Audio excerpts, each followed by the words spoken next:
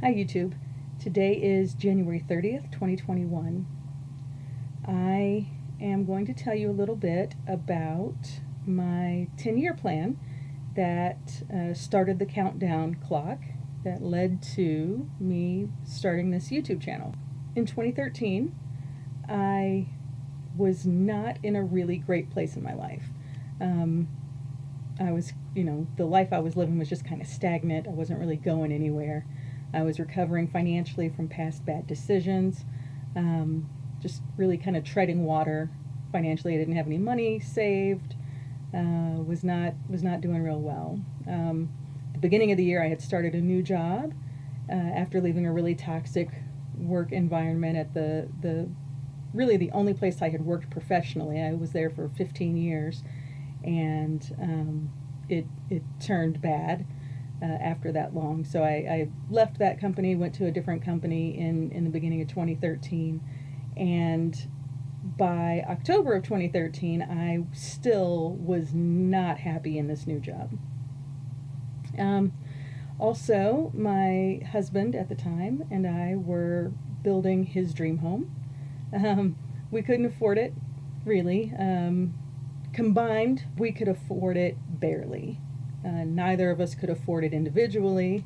Yeah, it was just a really dumb decision, honestly, to build the house. 30-year mortgage. So we were what you would refer to as house poor, meaning that we could afford the house, but that's about it. We couldn't get ahead at all in the situation we were in. So that year I had taken a second job to pay for my vacation that I wanted to take with my friends. While I was on that vacation in October, we were in New Orleans, and it was just me and my friends. My husband didn't elect to come on the vacation with me. I remember this clearly. We were walking down the street, and I was having just an amazing time with my friends. And I said, I don't like my life. I don't like the way I'm living. It's not who I am. It's not who I want to be. I want to live a different life. And one of my friends said to me, Pam, you are the only person who is responsible for your happiness. And obviously, right? That's a thing that people should know. I'm pretty sure somewhere I knew that deep down. But hearing it said to me that way was kind of eye-opening. So that was approaching my 40th birthday. It was about a week before my 40th birthday. And I was sitting at my desk at work after the vacation, telling one of my favorite coworkers all about the trip that I had and how fun it was, and a little bit about my epiphany, like, I need to do something different in my life. And talking about sort of the beginning of what was forming in my head that would become my 10-year plan. And, as I'm approaching my 40th birthday, I'm thinking, people in my family don't live very long. My sister died when she was 15. My mom died when she was 52. My dad died when he was 63. And all my grandparents were dead before I was even born. So people don't get old in my family.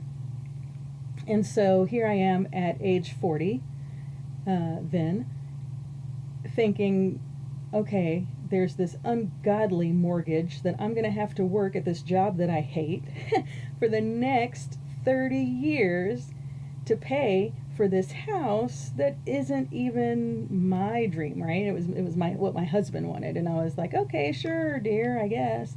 So, yeah, and life is really just too short to work 30 years at a job I hate to pay for a house I didn't like, right? And anyway, so I was having this conversation with my coworker, and he said, thinking about retirement, as I was lamenting the fact that I was going to have to work for another 30 years until I was 70 years old to pay for this house. And my coworker said he had an uncle who decided he didn't want to wait until he was 70 to retire, even though it was before he could get his Social Security benefits or whatever. So he retired early at like age 60.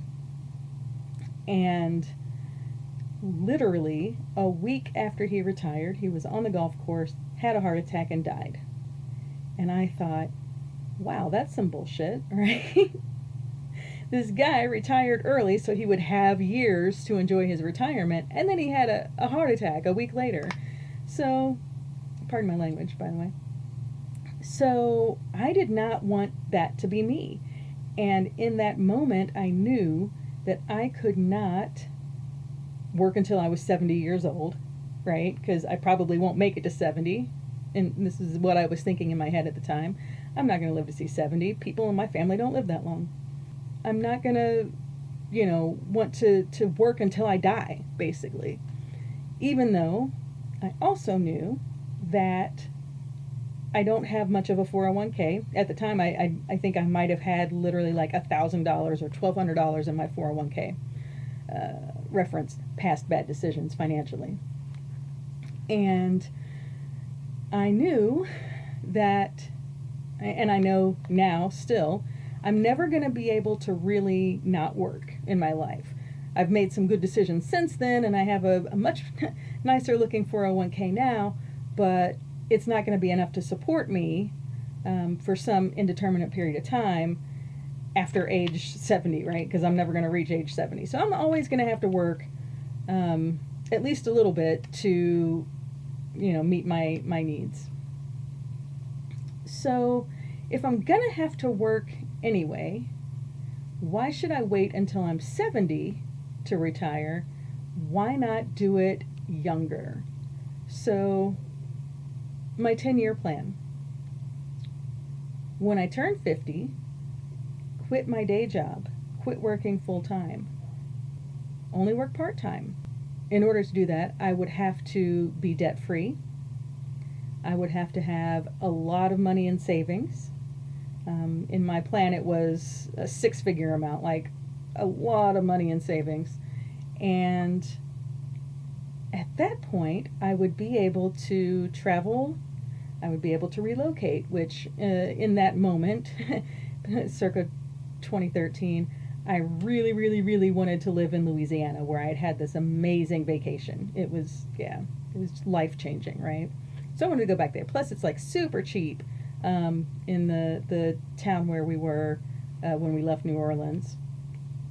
And yeah, so basically, semi-retire at age 50, work only part-time as I need in order to pay for my utilities or whatever.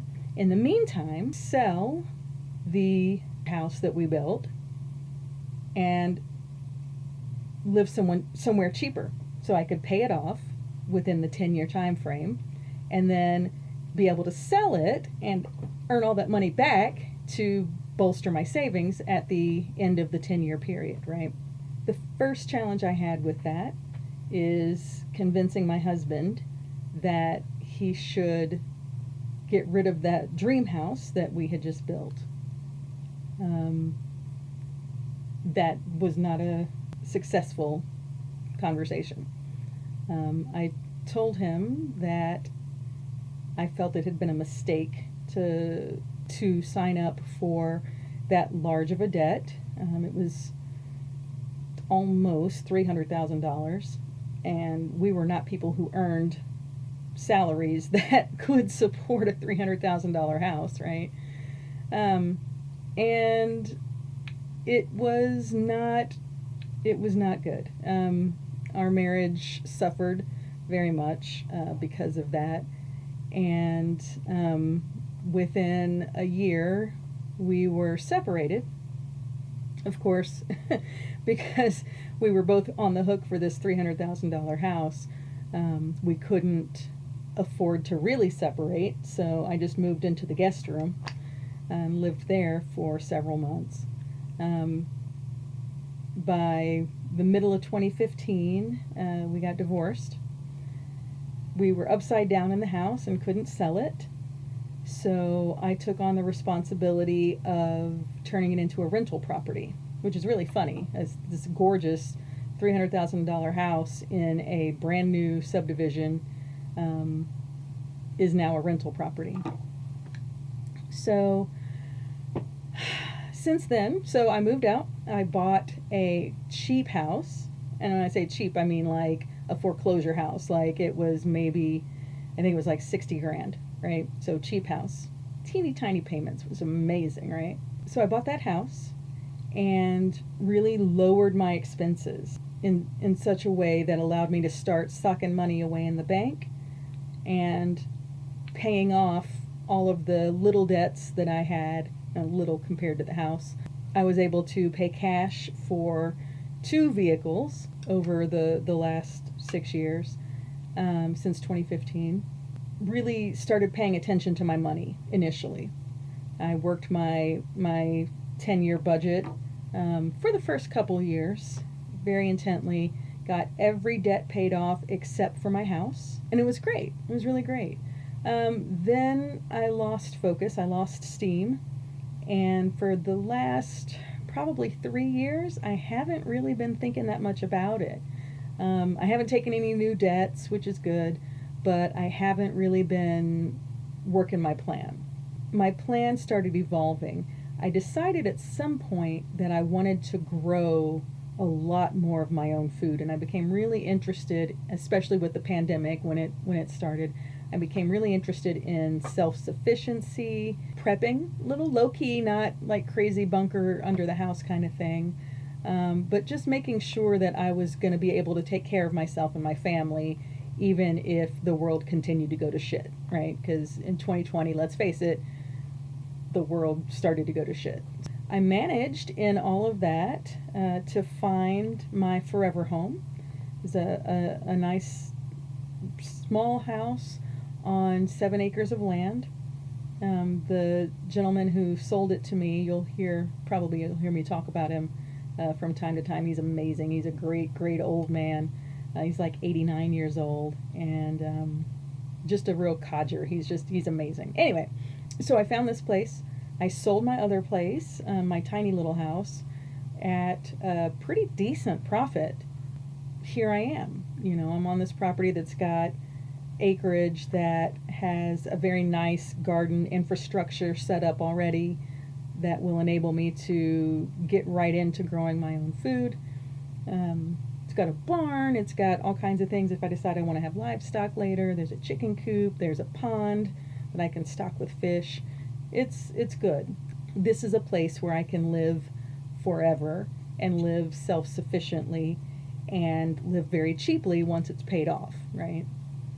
So, in the meantime, I still have I call it the behemoth, my rental property. Fortunately, I have been blessed that I have had tenants in it the entire time since 2015, and it has paid for itself. I have not made any money on it, but it has been paying for itself, which is good. And I am trying to sell it, actually, as we speak. I've mentioned in a couple of my daily vlogs that process is just now beginning.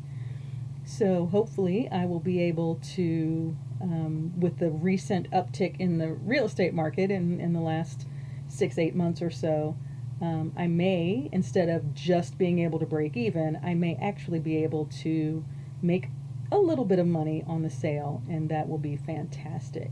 So fingers crossed that goes as planned, and that gets me started on my new journey. So that is where I started. That's how I progressed. I've been really trying to put into words in the last week what my new goals are since I have changed it up a little bit. And there are a few very important ways that it's changed. So in the original plan, I've got notes over here that I'm going to refer to. So in the original plan, it was sort of based on the premise that people in my family die young, and I should not count on being able to enjoy a long period of retirement. And what has changed about that is that I have realized that just because everybody else in my family died young, it doesn't mean that I'm going to die young, right? Like, Who knows? I could be the first one in my family to live to be 70. It could happen.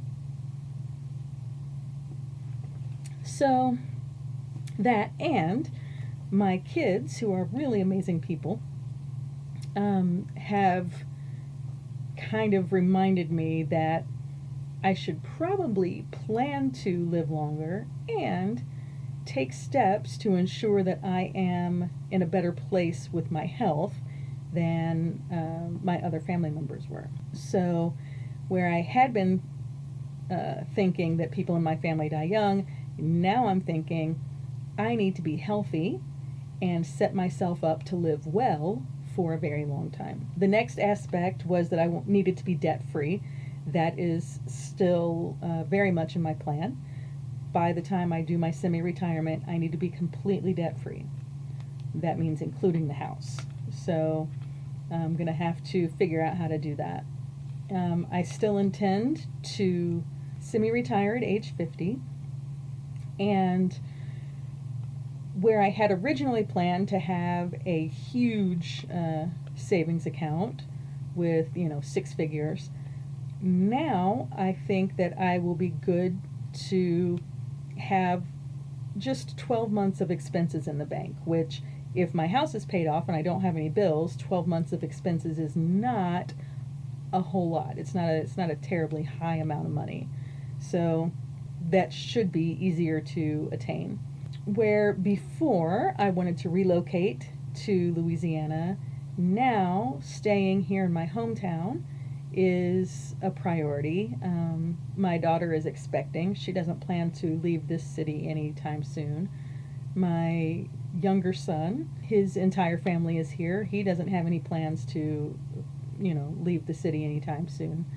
My older son is actually living in Japan right now with his wife, and they may or may not come back, but basically all 3 of them told me that they would much prefer me to stay here than to go south. So I'm okay with that. And with a grandbaby on the way, I really, really need to be here because that grandbaby is going to be the light of my life. So that part has changed also. Instead of working part-time, that was part of the plan originally because I had done that off and on, and actually continued that throughout the last 6 years up until the pandemic.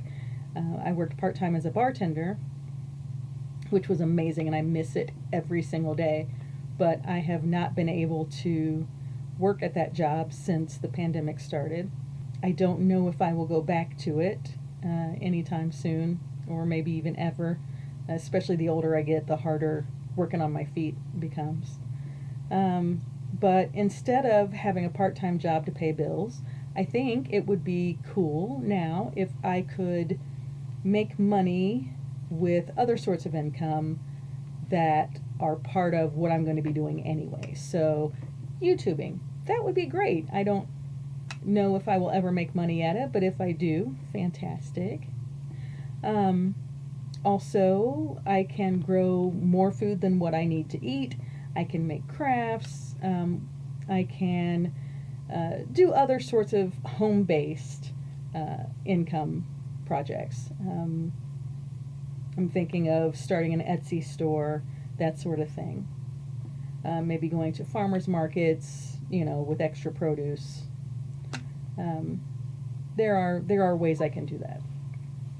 And also, instead of maybe growing some of my food, I want to grow all of my food, every bit of it. I'm okay becoming a vegetarian, maybe, or I can grow eggs. I can grow chickens who can make me eggs, and occasionally maybe send one to the butcher, or a few to the butcher every year. But I don't have to have, other stuff. Or maybe I can barter for it or whatever. So, yeah, those are my new goals. Self-sufficiency really is where it comes to, as much as possible. So what will I need to do to get there? I will need to pay off all my debt, which basically includes the house I'm in and my rental property, which if I get that sold, yes, that would be fantastic. I will need to acquire the skills and tools necessary to produce my own food. I will need to acquire the skills and tools to maintain the property. I will need to build up a 12-month supply, at least a 12-month supply of food for myself in storage, just as part of being prepared for emergency situations and unforeseen circumstances. And I will need to learn how to preserve food. I'll need to do canning and dehydrating and all sorts of things. And I will need to learn how to use the resources that I have at my disposal to help make an income. So, for example, if I am growing loofah gourds, I can, use those and maybe make some soap and sell that together on Etsy. Or I can use some of the bamboo, which is already growing on the property, to make some sort of crafty things and sell that. And then for the health aspect of it, for extending my life, I need to lose some weight and get more exercise so that I can make sure that I am around to meet these goals and to live that long, healthy life after my semi-retirement. So I think that's a fairly good summary of where I've been, where I am, and where I want to go. So as I get into learning new skills, acquiring new equipment, learning new crafts and whatnot, I will be making videos, also lots of garden videos, and posting them on my channel so you can follow along and maybe learn something as well. And I will also be giving semi-regular updates on the money aspects of things to make sure that I remain on track. And I'll still be doing my daily vlogs, just talking about what is going on day to day that is moving me closer to where I want to be. All right, so that's my 10-year plan. And I hope that you enjoyed this video. If you did, give it a like, subscribe, hit the little bell icon so you get notifications when I post new videos, and come back and see me tomorrow for my next daily vlog on my 999-day journey. Hope that you have a wonderful day, and I will talk with you tomorrow. Bye-bye.